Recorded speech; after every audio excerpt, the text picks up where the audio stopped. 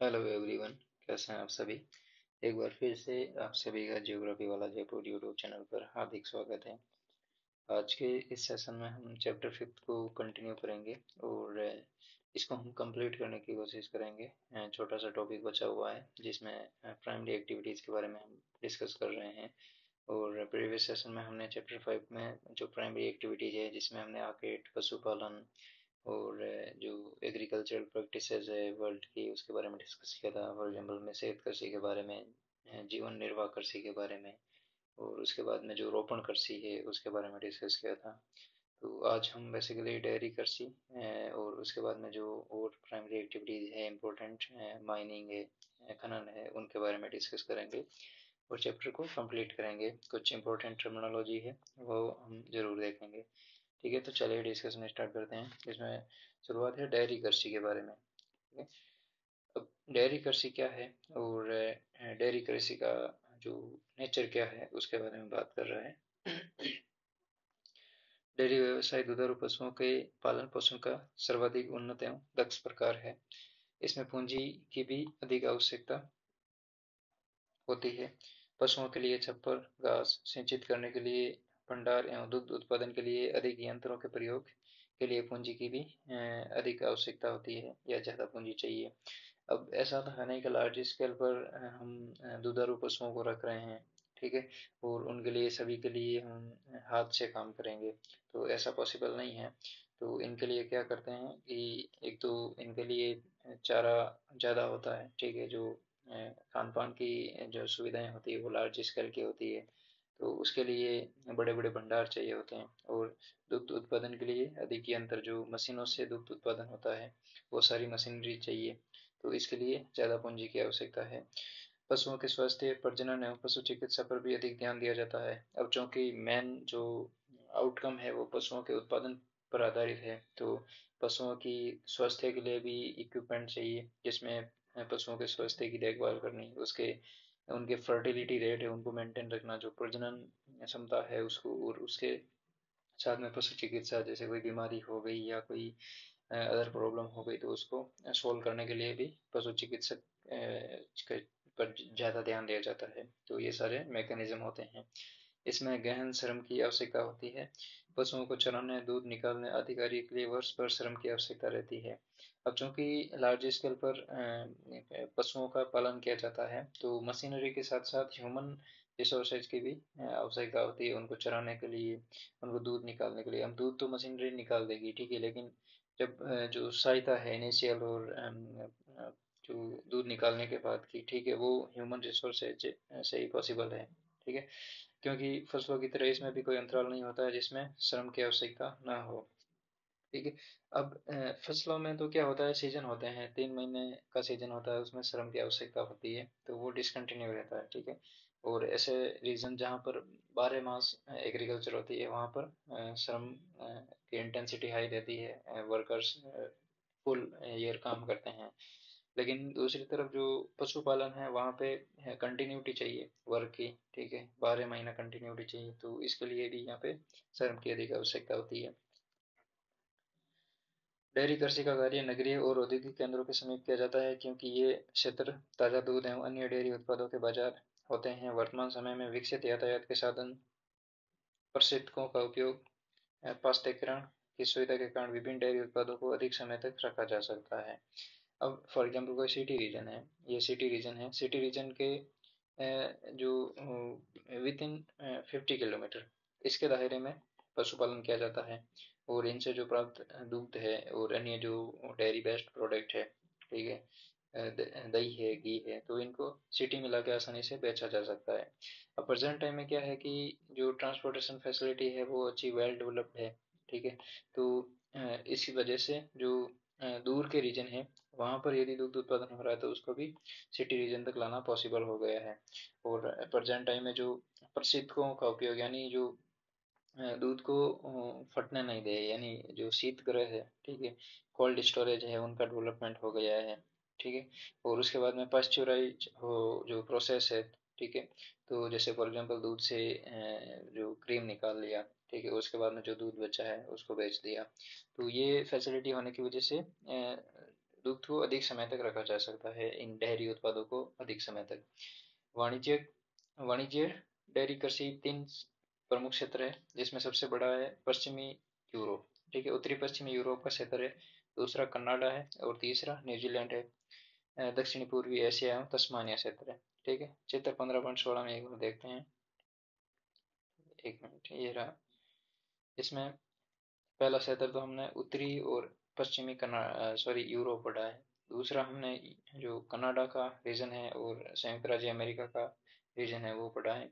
और तीसरा Tasmania, New Zealand और वेस्ट जो ईस्टर्न ऑस्ट्रेलिया है, ईस्टर्न ऑस्ट्रेलियन कोस्ट है वो है, ठीक है। तो ये डेयरी कृषि के मुख्य तीन क्षेत्र है, ठीक है। उसके बाद में नेक्स्ट है भूमध्य सागरीय कृषि। अब भूमध्य सागरीय कृषि अति विशिष्ट प्रकार की कृषि है। इसका विस्तार भूमध्य सागर के समीपवर्ती क्षेत्रों, जो दक्षिणी यूरोप से उत्तरी अफ्रीका के ट्यूनीशिया से अटलांटिक तट तक फैले हुए हैं। दक्षिणी कैलिफोर्निया, मध्यवर्ती चिली, दक्षिणी अफ्रीका का पश्चिमी भाग और ऑस्ट्रेलिया के दक्षिणी एवं दक्षिणी पश्चिमी भाग में खट्टे फलों की आपूर्ति करने में ये क्षेत्र महत्वपूर्ण है। अब भूमध्य सागरीय कृषि के एक इम्पोर्टेंट जो फीचर है वो ये है कि यहाँ पे सिट्रस फ्रूट्स की खेती की जाती है, ठीक है। अब यहाँ पे मैप दे नहीं रखा है इनका, ठीक है, विस्तृत वाणिज्य कृषि। तो एक बार हम इस मैप में देख लेते हैं कि कौन कौन से रीजन में ये खेती की जाती है, ठीक है। तो शुरुआत में दे रखा है भूमध्य सागर का समीप सीमावर्ती क्षेत्र, जो दक्षिणी यूरोप और उत्तरी अफ्रीका के ट्यूनीशिया से अटलांटिक तट तक फैला हुआ है, ठीक है। बेसिकली ये रीजन, ठीक है, जो भूमध्य सागर से सटा हुआ है, दक्षिणी यूरोप और उत्तरी अफ्रीका। यहाँ पे मिस्र, लीबिया, ट्यूनीशिया और ये जो मोरक्को देश है, ये वाले रीजन है। उसके बाद में नेक्स्ट है दक्षिणी कैलिफोर्निया। अब दक्षिणी कैलिफोर्निया यूएसए के वेस्टर्न कोस्ट, जो पश्चिमी तट है वहाँ पर स्थित है। मध्यवर्ती चिली इस वाले रीजन में है, मकर रेखा के साउथ में। और उसके बाद में दक्षिणी अफ्रीका का दक्षिणी पश्चिमी भाग, दक्षिणी अफ्रीका का, ठीक है, दक्षिणी पश्चिमी भाग, ये वाला रीजन है।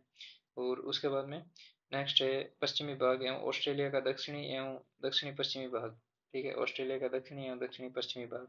तो ये वाले रीजन है, यहाँ पर भूमध्य सागरीय कृषि की जाती है। तो कभी आपसे एग्जाम में स्टेटमेंट बेस्ड क्वेश्चन में पूछ सकते हैं, ठीक है। अब यहाँ पे जो जो विशिष्टता है भूमध्य सागरीय कृषि की, भूमध्य सागरीय कृषि की, वो है कि अंगूर की कृषि भूमध्य सागरीय क्षेत्रों में विशेषता है। इस क्षेत्र में कई देशों में अच्छे किस्म के अंगूरों से उच्च गुणवत्ता वाली मदिरा का उत्पादन किया जाता है, ठीक है। फॉर एग्जाम्पल शैम्पेन का प्रोडक्शन किया जाता है। अब शैम्पेन का प्रोडक्शन करने की एक और विशेषता ये है कि जितनी पुरानी शैम्पेन होगी वो उतनी ही अच्छी होगी उसकी क्वालिटी। तो ये स्टोरेज हाउस में, भूमिगत स्टोरेज हाउस बना के रखते हैं, तो उनमें कहीं 100 या 200 साल पुरानी शैम्पेन आपको आज के टाइम में मिलेगी। तो ये एक परंपरागत जो विशिष्टता है उसकी, इसकी कैरेक्टरिस्टिक है भूमध्य सागरीय कृषि की। निम्न श्रेणी के अंगूरों को सुखाकर मुनक्का एवं किशमिश बनाई जाती है। अंजीर एवं जैतून भी यहाँ उत्पादन होता है। और जैसे अंगूर हो गया, और अंगूर के बाद में इसको सुखा के जो निम्न गुणवत्ता वाले होते हैं उनका मुनक्का और किशमिश बना लेते हैं। उसके बाद में अंजीर है, जैतून है।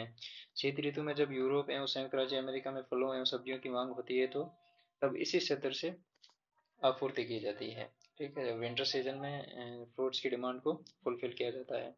अब यहाँ पे ये एक इमेज दे रखी है, स्विट्जरलैंड में एक अंगूर का बाग, ठीक है। तो ये मैकेनिज्म है, वेल डेवलप्ड मैकेनिज्म है, ठीक है, अंगूर की खेती का बागान है। नेक्स्ट है बाजार के लिए सब्जी खेती एवं उद्यान कृषि, ठीक है। बाजार के लिए सब्जी सब्जी खेती जो वेजिटेबल्स है, और उद्यान कृषि है मार्केट के लिए, उसके बारे में बात कर रहा है, ठीक है।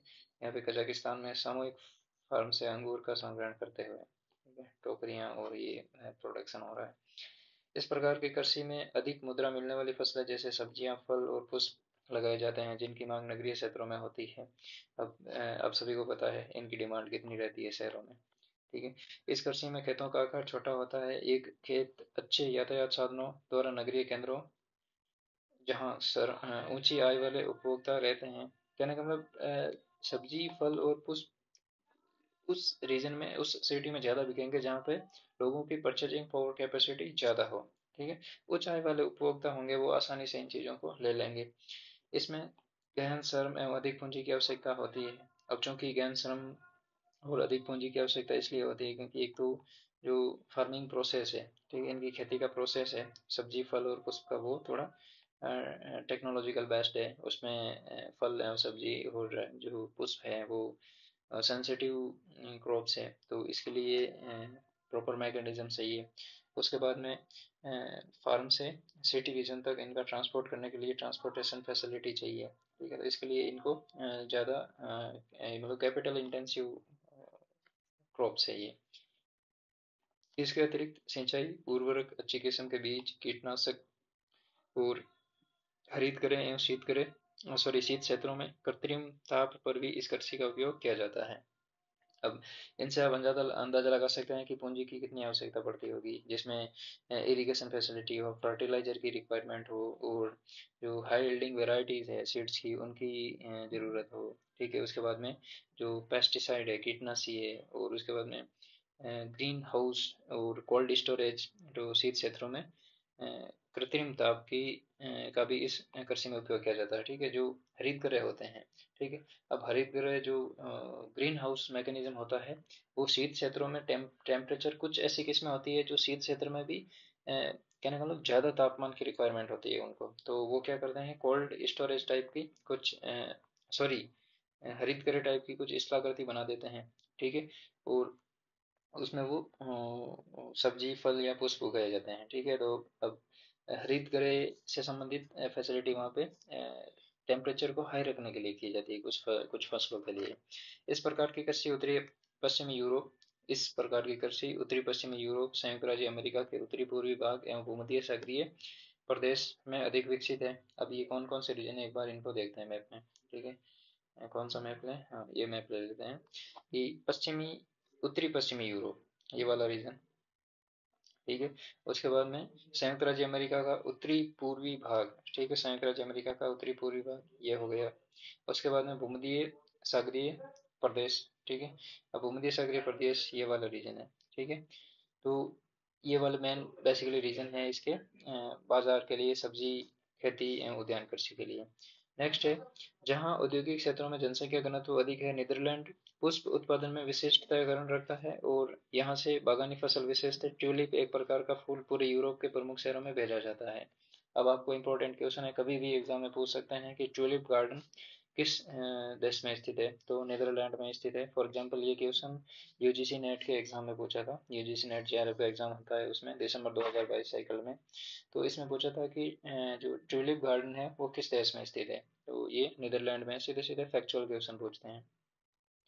जिन प्रदेशों में कृषक केवल सब्जियां पैदा करते हैं वहां इसको टर्क कृषि के नाम से जानते हैं। टर्क फार्म एवं बाजार के मध्य की दूरी जो एक टर्क रात भर तय करता है, उसी आधार पर इसका नाम टर्क कृषि रखा जाता है, ठीक है।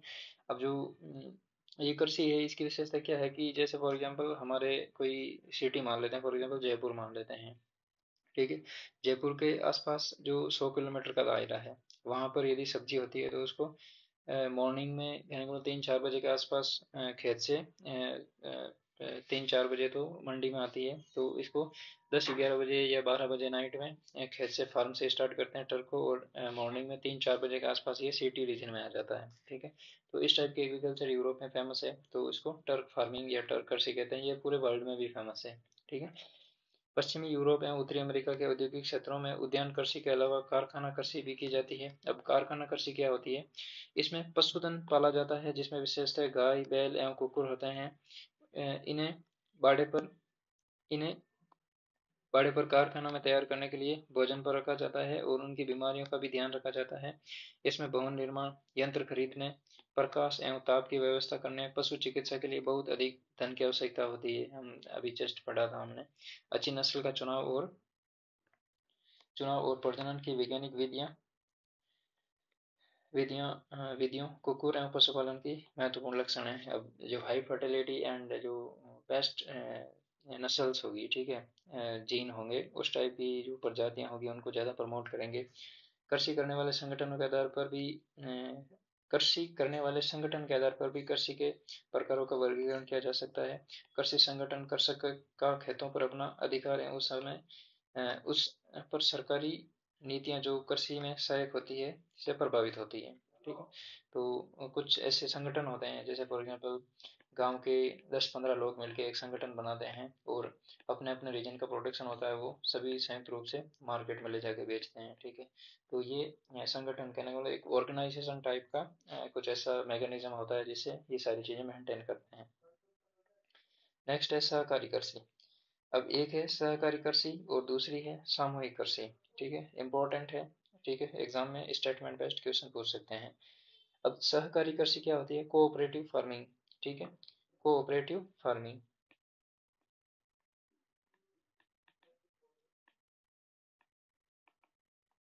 कोऑपरेटिव फार्मिंग क्या होती है? जब कृषकों का एक समूह अपनी कृषि से अधिक लाभ कमाने के लिए स्वेच्छा से एक सहकारी संस्थान बनाकर कृषि कार्य संपन्न करे, उसे सहकारी कृषि कहते हैं, ठीक है।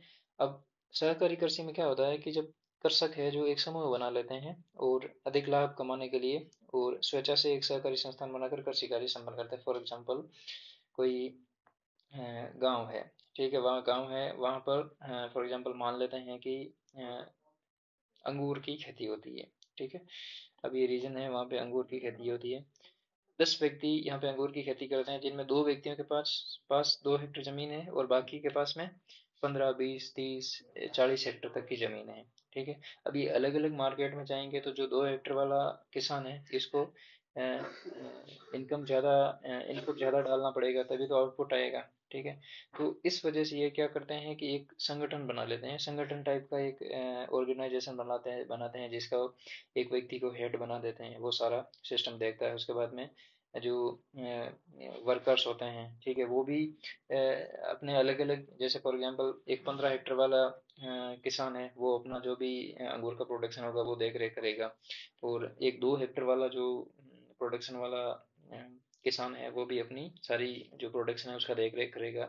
लेकिन जब मार्केट में बिक के उनके पास में जो बिल आएंगे, जो उनकी जो सोर्स ऑफ इनकम इकट्ठा होगा, वो सभी एक जगह बैठ के और अपनी प्रोडक्शन के हिसाब से वापस इनको डिस्ट्रीब्यूट करेंगे, ठीक है। तो इनका, किसानों का काम है अपने फार्म से जो प्रोडक्शन होता है उसको ट्रक तक लाना, ठीक है, उनको प्रसंस्करण करके और ट्रक में भरना। ट्रक के भरने के बाद में जो मंडी में बिकता है, बीच में ट्रांसपोर्टेशन कॉस्ट आती है, मंडी में जो वर्किंग कॉस्ट आती है, और उसके बाद में वापस जो सोर्स ऑफ इनकम क्रिएट होता है वो उनको इन लोगों तक लाना और वापस इनमें डिस्ट्रीब्यूट कर देना। इसमें व्यक्तिगत फर्म अक्षुण्ण रहते हुए सहकारी रूप में कृषि की जाती है। अब सहकारी संस्था कृषकों को सभी रूप से सहायता करती है। यह सहायता कृषि कार्य में आने वाली सभी चीजों की खरीदने करने, कृषि उत्पादन के उचित मूल्य पर बेचने और सस्ती दरों पर प्रसंस्कृत साधनों को जुटाने के लिए भी होती है। अब चूंकि इन्होंने कलेक्टिवली अपना जो सारा प्रोडक्शन था वो इकट्ठा किया है, तो इनको क्या करते हैं कि वापस बीज खरीदने में, ठीक है, बहुत सारी चीज़ें खरीदनी होती है, जैसे बीज सीड्स खरीद लिए, उर्वरक खरीद लिया, उसके बाद में जो और for example cold storage type की कोई फैसिलिटी हो उसको, उसके लिए इनपुट्स खरीद लिए। उसके बाद में कृषि उत्पाद की उचित मूल्य पर बेचना। अब कोई एग्जाम फॉर एग्जांपल दो जो 2 हेक्टेयर पे एक प्रोडक्शन करता है वो मार्केट में जाएगा, और एक 15-20 हेक्टेयर में प्रोडक्शन करता है वो मार्केट में जाएगा। तो 15-20 हेक्टेयर में प्रोडक्शन करता है उसका थोड़ा डोमेन रहेगा, क्योंकि वो ज़्यादा प्रोडक्शन करके ले जा रहा है, तो हो सकता है इसको ज़्यादा दाम मिल जाए और इसको कम मिल जाए। तो ये साथ में जाते हैं मिलके दोनों, तो इनको एक समान ज़्यादा दाम मिलते हैं, ठीक है। और सस्ती दरों पर प्रसंस्कृत साधनों को जुटाने के लिए, जी ठीक है, जो प्रोसेसिंग इक्विपमेंट्स होते हैं वो कम बजट में हो जाते हैं, ठीक है, इक्विपमेंट नहीं, सॉरी, जो फलों का फॉर एग्जांपल अंगूर का प्रसंस्करण किया, ठीक है, तो वो कम कॉस्ट में हो जाता है।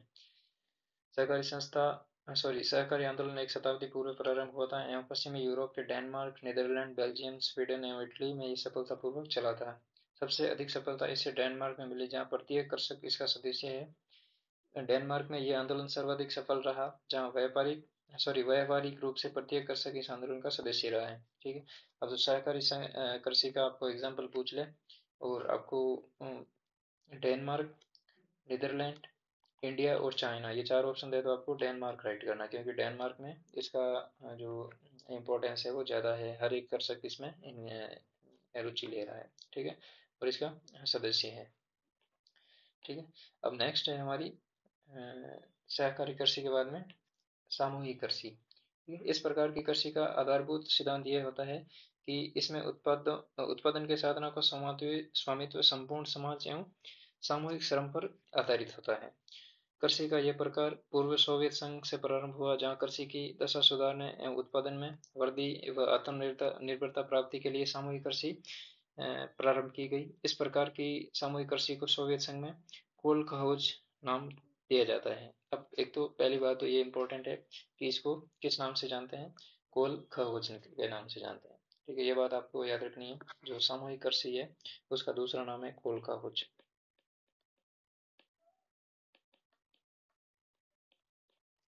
ठीक है, अब सामूहिक कृषि, अब सहकारी कृषि में क्या होता था, कृषक खुद जाके पार्टिसिपेट करता था किसी ऑर्गेनाइजेशन में। लेकिन सामूहिक कृषि में क्या होता है कि जो इसके उत्पादन के साधन का स्वामित्व है वो संपूर्ण समाज एवं सामूहिक श्रम पर आधारित होता है। फॉर एग्जाम्पल, यहाँ पे एक सिंपल लैंग्वेज में सहकारी कृषि और सामूहिक कृषि को मानते हैं। ठीक है, फॉर एग्जाम्पल ये 4 क्षेत्र है, खेत है, फील्ड है। अब इसको मानते हैं सहकारी कृषि और इसको मानते हैं सामूहिक कृषि। अब सहकारी कृषि में क्या होता है, ये ऑर्गेनाइजेशन बनाया, कृषक यहाँ पे खुद स्वेच्छा से आके पार्टिसिपेट करते हैं। लेकिन सामूहिक कृषि में क्या होता है कि पहले तो ये डिसाइड करते हैं कि किस किस रीजन में एग्रीकल्चर होगी, खेती होगी, और उस रीजन को चिन्हित करने के बाद में संपूर्ण समाज है जो इसमें वर्क करता है। ठीक है, यहाँ पे कहने का मतलब इंडिविजुअल टाइप कोई चीज़ नहीं है सामूहिक कृषि में। ठीक है, सभी लोग मिलके यहाँ पे एग्रीकल्चर करते हैं और जो प्रोडक्शन आता है उसको डिस्ट्रीब्यूट कर लेते हैं। ठीक है, और इसका सोवियत संघ में इसको कोल खाउच के नाम से जानते हैं। सभी कृषक अपने संसाधन जैसे भूमि, पशुधन, श्रम को मिलाकर कृषि कार्य करते हैं। ये अपनी दैनिक आवश्यकताओं की पूर्ति के लिए भूमि का छोटा सा भाग अपने अधिकार में भी रखते हैं। ठीक है, और इसमें थोड़ा सा एक पोर्शन रखते हैं लैंड का जो अपने दैनिक उपयोग होते हैं, उनकी आवश्यकताओं को पूरा करने के लिए भी उनका उपयोग करते हैं। ठीक है, अब नेक्स्ट है खनन से संबंधित। ठीक है, अब खनन से संबंधित जो प्राइमरी एक्टिविटीज है वो क्या है, तो इसमें है कि मानव विकास के इतिहास में खनिजों की खोज की कई अवस्थाएं देखी जा सकती है। ताम्र युग, कांस्य युग एवं लोहा युग, ये 3 युग है। सबसे पहले ताम्र युग आया, फिर कांस्य युग, और प्रेजेंट टाइम में जो लेटेस्ट था वो लोहा युग था। प्रेजेंट टाइम में ये बहुत हजारों साल पहले की बात है। प्राचीन काल में खनिजों का उपयोग औजार बनाने, बर्तन बनाने एवं हथियार बनाने तक ही सीमित था। इसका वास्तविक विकास औद्योगिक क्रांति के पश्चात ही संभव हुआ है एवं निरंतर इसका महत्व बढ़ता गया है। अब औद्योगिक क्रांति लगभग 1750 के आसपास हुई थी। ठीक है, तो उसके बाद में इनमें जो इक्विपमेंट्स है उनमें डाइवर्सिटी आई है। खनन कार्य को प्रभावित करने वाले कारक कौन कौन से हैं, जिसमें पहला है खनन कार्य की लाभप्रदता। दो बातों पर निर्भर करती है, भौतिक कारक जिसमें खनिज निक्षेपों के आकार, श्रेणी, उपस्थिति की अवस्था को सम्मिलित करते हैं। अब जो खनिज कार्य है, जो माइनिंग एरियाज है, उनको कौन कौन से फैक्टर इफेक्ट करते हैं, जिसमें पहला है फिजिकल। फिजिकल में है कि खनिज निक्षेप जो माइनिंग डिपोजिशन है, ठीक है, उसका आकार क्या है, वो कितने बड़े हैं। फॉर एग्जांपल, एक माइनिंग बेल्ट है वो इतना 5.5 किलोमीटर में फैला हुआ है, और एक है जो 500 इज इक्वल टू 500 किलोमीटर में फैला हुआ है। तो यहाँ पे जो खनन कार्य है वो अधिक विकसित होगा, एडवांस होगा, मशीनरी का ज़्यादा उपयोग करेंगे। ठीक है, ज़्यादा लेटेस्ट या टेक्नोलॉजिकल बेस्ड मशीनरी का ज़्यादा उपयोग करेंगे। ठीक है, as compare to 5x5 kilometre वाले खनिज बेल्ट की तुलना में। आर्थिक अर्थ जिसमें खनिजों की मांग, विद्यमान तकनीकी ज्ञान एवं इसका उपयोग अवसंरचना के विकास के लिए उपलब्ध पूंजी पूंजी एवं श्रम, यातायात व श्रम पर होने वाले व्यय। ठीक है, अब दूसरा है आर्थिक कारक। अब फॉर एग्जांपल यहाँ पे मान लो कि यहाँ पे लोहा निकल रहा है, 500 जो किलोमीटर की पेटी है इसमें लोहा मिल रहा है, और 5 किलोमीटर की पेटी में गोल्ड मिल रहा है। ठीक है, तो ऑब्वियसली बात है जो इकोनॉमिक इंपॉर्टेंस है वो 5 किलोमीटर वाली खनिज पेटी का ज़्यादा होगा, क्योंकि यहाँ पे गोल्ड का प्रोडक्शन हो रहा है। ठीक है, तो इसके बाद में ये खनिजों की जो नेचर है उसके आधार पर ये सारी चीज़ें डिसाइड होती है कि भौतिक कारक और आर्थिक कारक में सबसे इम्पोर्टेंट है, पहला तो भौतिक कारक ही है। ठीक है, और उसके बाद में जो मेन इंपॉर्टेंट फैक्टर है वो इकोनॉमिक कारक है कि किस प्रकार का खनिज मिलता है। फॉर एग्जांपल गोल्ड मिल रहा है या आयरन और मिलता है। ठीक है, उसके बाद में खनन की विधियाँ। अब सिंपल बातें हैं, खनन की विधियाँ इतनी इम्पोर्टेंट नहीं है। उपस्थिति की अवस्था एवं अयस्क की प्रकृति के आधार पर खनन के 2 प्रकार है, धरातलीय एवं भूमिगत खनन। धरातलीय खनन को विस्तृत खनन भी कहा जाता है, ये लाइन इंपॉर्टेंट है। यहाँ यह खनन का सबसे सस्ता तरीका है क्योंकि इस विधि में सुरक्षात्मक पूर्वोपायों एवं उपकरणों पर अतिरिक्त खर्च अपेक्षाकृत निम्न या कम होता है एवं उत्पादन शीघ्र एवं अधिक होता है। अब फॉर एग्जांपल यहाँ पे ये एग्जांपल डायग्राम दे रखा है कि यहाँ पे विवर्त अथवा विप, विपट्टी खदान, ठीक है। कहने का मतलब ये समतल जगह पर है, ये देखो एक वर्कर है, वो जमीन की सतह पर खनन कर रहा है, ठीक है। अब यहाँ पे दो एग्जाम्पल दे रखे हैं, ठीक है। तो जो ये माइनिंग पेटी है, इधर वाली माइनिंग पेटी ये इसके सामने है, तो इसके ऊपर वाला जो पोर्शन था ये हट गया है अपर्दन की वजह से, ठीक है। तो यहाँ पर तो व्यक्ति प्रत्यक्ष रूप से खनन कर लेता है, ठीक है, लेकिन यहाँ पे ये कुपी का खनन है। एग्जाम्पल आगे देखते हैं। अब हाँ, ये ठीक ठीक है। जो विवर्त खनन है, विवर्त या विपट्टी खदान है, यहाँ पर एक तो सुरक्षात्मक पूर्वापायों पर कम खर्च किया जाता है, उपकरणों पर अतिरिक्त खर्च कम होता है, ठीक है। तो इस वजह से ये थोड़ा इनका आउटपुट ज़्यादा होता है, ठीक है। जब अयस्क धरातल के नीचे गहराई में होते हैं तब भूमिगत अथवा कुपी का खनन विधि का प्रयोग किया जाता है। इस विधि में लंबवत कूपक गहराई तक स्थित है जहाँ से भूमिगत गैलेरियां खनिजों तक पहुंचने के लिए फैली हैं। इन मार्गों से होकर खनन का निष्कर्षण एवं परिवहन धरातल तक किया जाता है। खदान में कार्य करने वाले श्रमिकों तथा निकाले जाने वाले खनिजों के सुरक्षित एवं प्रभावी आवागमन हेतु विशेष प्रकार की लिफ्ट, बैठक, बर्मा माल ढोने वाली गाड़ियां एवं वायु संचार प्रणालियों की आवश्यकता होती है।